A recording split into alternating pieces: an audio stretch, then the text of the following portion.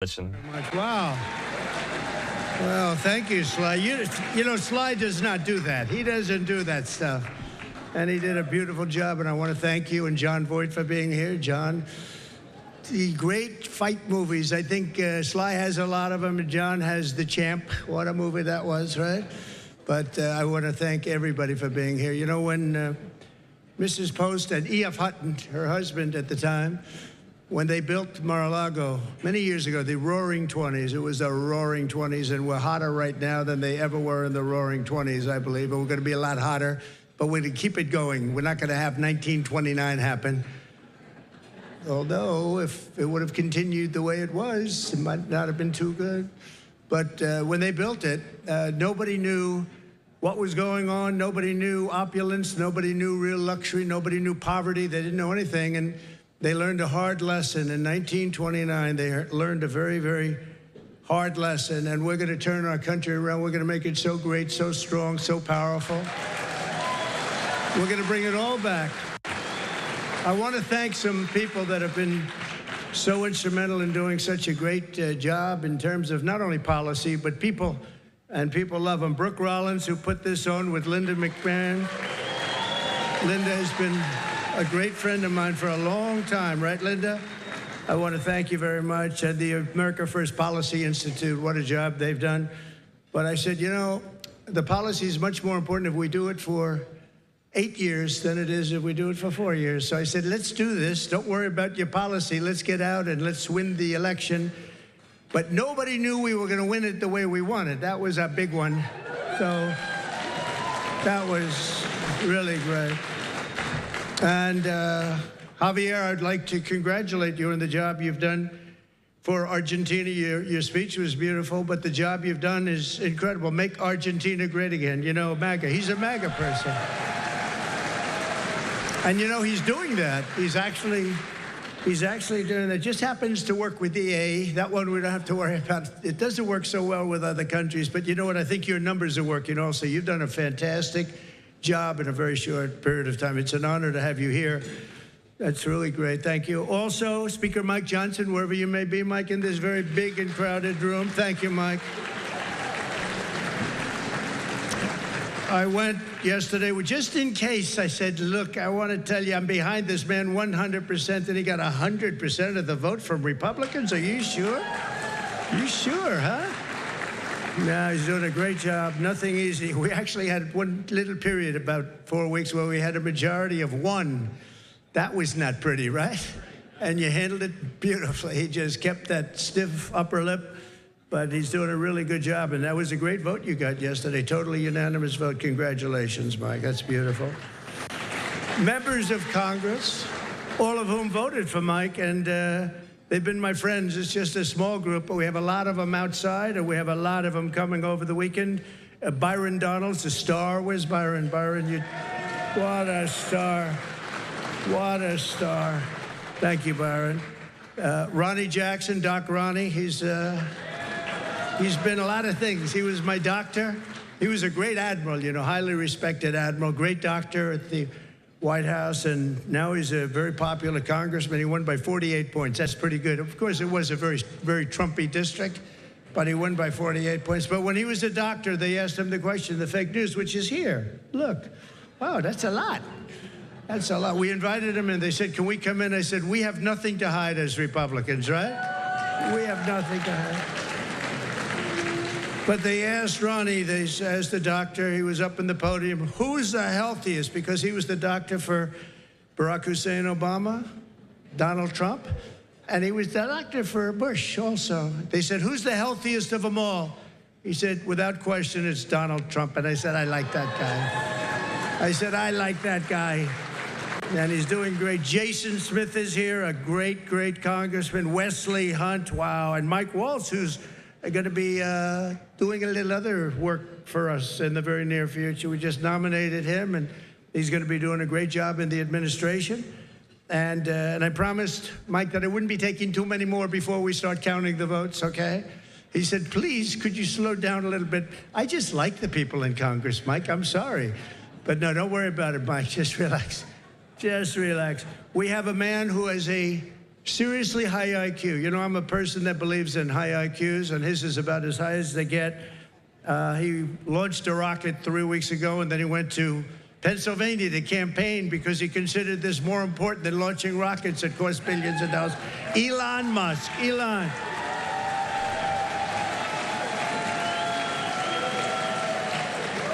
What a job. What a job he does. He's a great, and he happens to be a really good guy. You know, he likes this place. I can't get him out of here. He just likes this place. And you know what? I like having him here, too. He's good. He's done a fantastic job. Really an incredible mind, and he's an unbelievable entrepreneur, sort of everything. I'm asking him, what do you do best? And we were not able to figure it out, but it's a lot of things.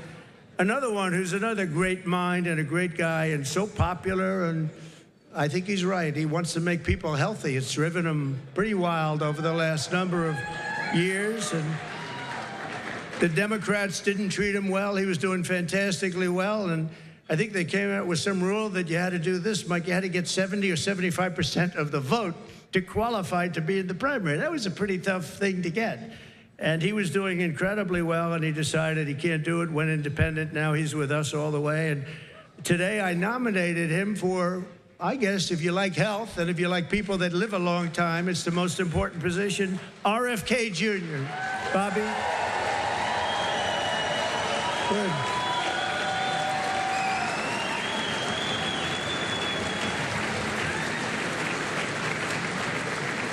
And I just looked at the news reports. People like you, Bobby. Don't get too popular, Bobby. Oh. You know, you've reached about the level. Now, we want you to come up with things and ideas and what you've been talking about for a long time, and I think you're going to do some unbelievable thing. Nobody's going to be able to do it like you, and boy, does he feel it in his heart. So congratulations also to your family. And a woman who was a Democrat and was an independent, she went independent, and last week she said, I want to be a Republican because this is what I stand for. And I've always admired her, and I've admired her because she was loaded up with common sense. And it's all about common sense. I mean, we're conservative in this room, but we can understand the other side. But what we really are is people with common sense. And I think that's why we won with the numbers that we won by. Tulsi Gabbard. Thank you, Tulsi. Great common sense. And you have Vivek Ramaswamy. It's taken people a long time, and now that name is emblazoned into their brain. But Vivek, wherever you may be, where are you, Vivek? Thank you, Vivek. Good. He's working with Elon on efficiency. They're working on efficiency, among other things, and they're going to be saving a lot of money and making our country stronger and better, and they'll be coming out with individual reports, but a big one toward the end. And you put those two together, it's going to be really great. So we look forward to seeing it, working with Elon, and that'll be a great experience. You're going to learn something from Elon, I think, right? It's going to be great. Thank you very much, Vivek, and great job. What you've done is fantastic. And somebody that I've admired for a long time, but I've really gotten to know him in my political life, but especially, I think, over the last year, more than maybe ever before, maybe more than even in the first 4 years, because we had a tremendous success through my first term, and then bad things happened, and we had to wait. I couldn't wait. I was saying, they're not going to do it. They're not going to help us. They're not going to save this country. And it really dawned on me about 10 days out. I said, wait a minute, with 10 days, I waited 4 years, 3 years, 2 years. All of a sudden, it's 10 days, and then every day seems so long.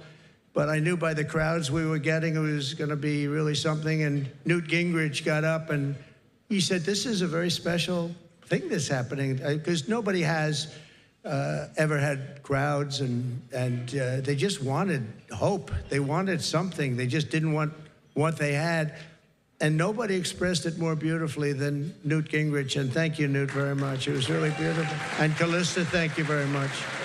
Thank you, Callista.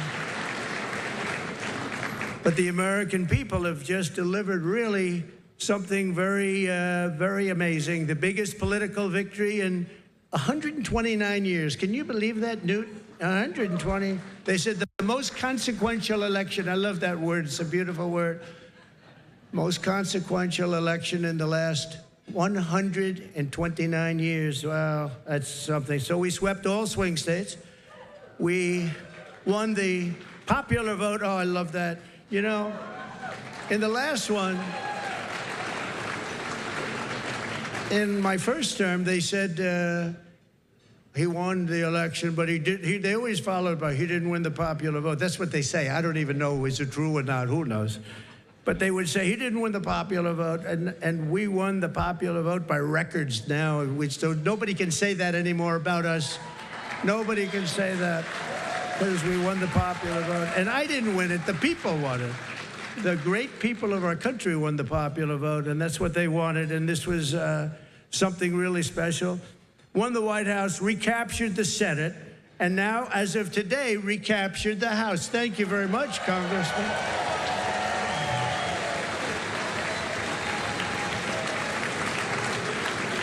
And on track, looks like we have it, the largest margin in the national vote in presidential year since 1928. That's a long time ago. Well, that's interesting. That's when this House was built, 1928. It took a lot of years, but that was when it was completed. And something that I just read here, and I saw from one of our friends from the news, from the media, we won, I didn't know this, we won 49 out of 50 states, shifted toward the GOP significantly. That's a big number. So we won the largest share of black and Hispanic votes of any Republican in the history of our country, recorded history of our country. So we won, think of that. We won the largest share of black and Hispanic voters. That's so incredible. They're unbelievable people. We respect them. We admire them. They've been through a lot, and they like us. And it wasn't easy. It wasn't easy. But if you take a look at the border of Texas, the governor called me, Greg Abbott, who's a great guy, called me up. He said, you won every single town on the border, and these towns were always blue.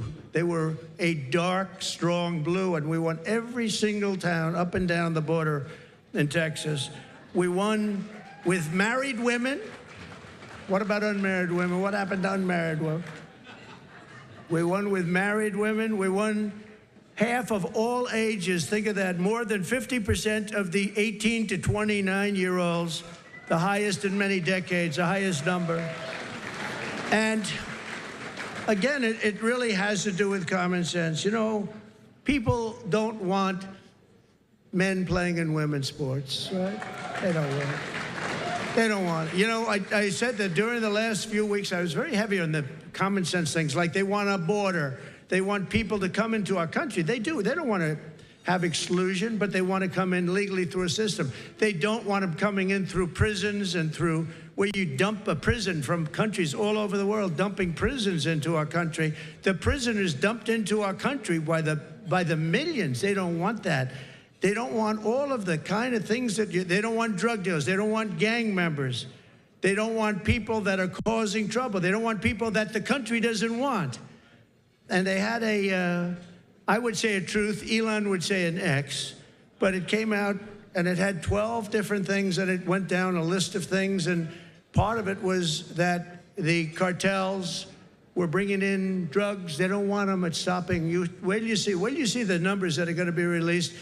In 2 days, things happened to our country. This is 2 days as of 3 days ago, but things are happening to our country that we didn't see happening for years. The caravans on the way up, 35,000 people, they're breaking up.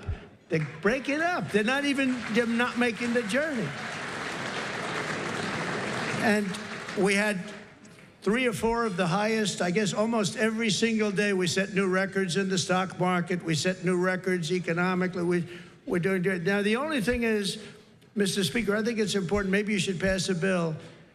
You have to start my term from November 5th, okay? Or November 6th if you want. November 5th, because the market's gone through the roof. Enthusiasm's doubled. It's doubled in the last short while. And I watched a liberal commentator say, you know, whether you like him or not, there seems to be a beautiful light shining over our country and even over the world. I said, this guy didn't say that. But we have to defeat inflation, and while inflation's down, the costs are way too high. And when I went around, I heard something that was very interesting, the word grocery. It's sort of such a strange and simple and nice word. You know, I'm going out for groceries today. They talked about that more than any other item. The groceries are too high. And when you think about it, that's a very bad thing. And I talked about that a lot in the last couple of weeks, and it resonated. I tell a story about a woman. She got 3 apples, an old woman. She had 3 apples, and she brought them up to the cash register, and she looked at the woman, and she said, is that the right price? And the woman said, yes, ma'am, I'm sorry. Yes, it is. And she said, oh, that's okay. Could you wait 1 minute?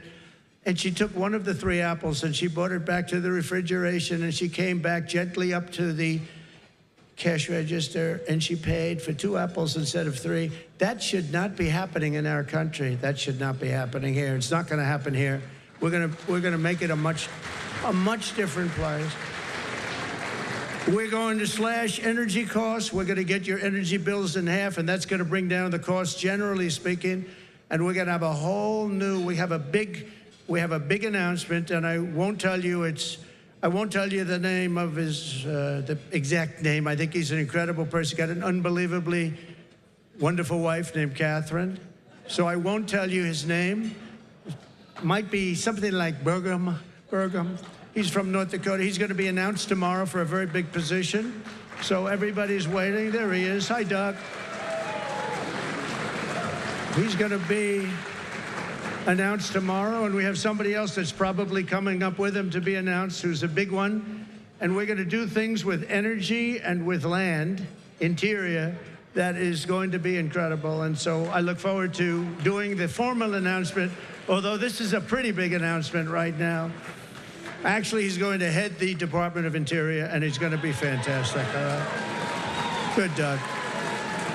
Congratulations, Catherine. But we'll make the formal announcement tomorrow. All right? We're going to reduce regulation, waste, fraud, and inefficiency, and these 2 guys are going to find a lot of it. We're going to clean out the corrupt, broken, and failing bureaucracies, and that's what we're going to be doing.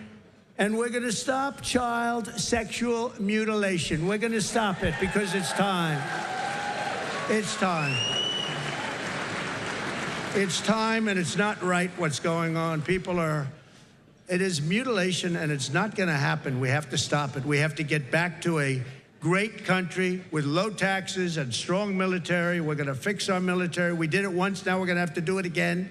We didn't know a big chunk of it was going to be given to Afghanistan. We're going to work on Middle East, and we're going to work very hard on Russia and Ukraine. It's got to stop. Russia and Ukraine's got to stop. Thousands and thousands. I saw a report today. Thousands of people over the last 3 days were killed. Thousands and thousands of people were killed. They happen to be soldiers, but whether they're soldiers or they're people sitting in towns, we're going to work it. So I just want to thank everybody for being here tonight. I really want to congratulate Linda, you and Brooke for the job you've done. And it's an honor to be here. And thank you, Sly. Thank you, everybody. Great honor. Thank you very much. Thank you.